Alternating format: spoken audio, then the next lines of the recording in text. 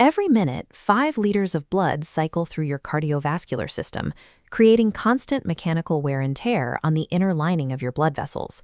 Over time, this physical friction is compounded by two biological processes. The first is oxidative stress, where unstable free radicals damage your cells. The second is inflammation, which is your body's immune response to that damage. Together, these two processes drive the vast majority of global heart disease. Our vascular systems are highly vulnerable to these specific biological stressors. But out in the wild, the plant kingdom has evolved an incredibly efficient way to neutralize both of them. To figure out how to best protect human blood vessels, we actually need to look at how vines defend themselves in nature. A grape is a complex chemical factory.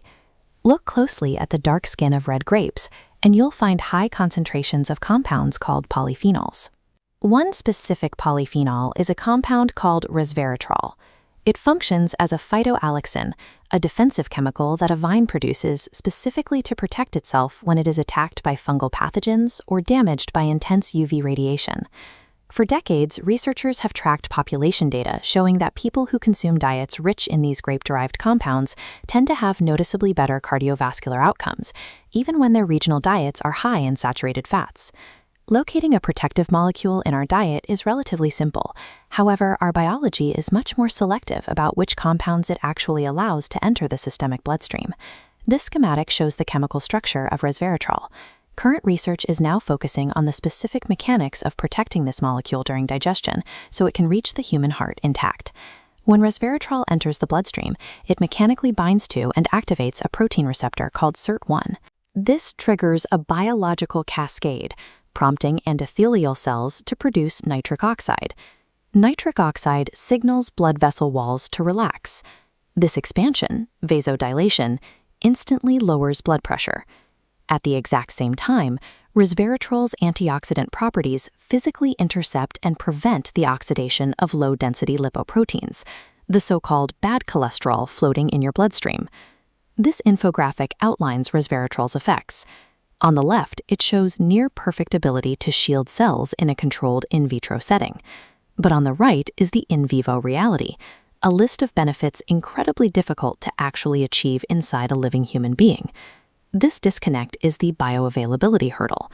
When ingested, resveratrol travels through your stomach and intestines, but before entering general circulation, it's routed straight to your liver for first-pass metabolism.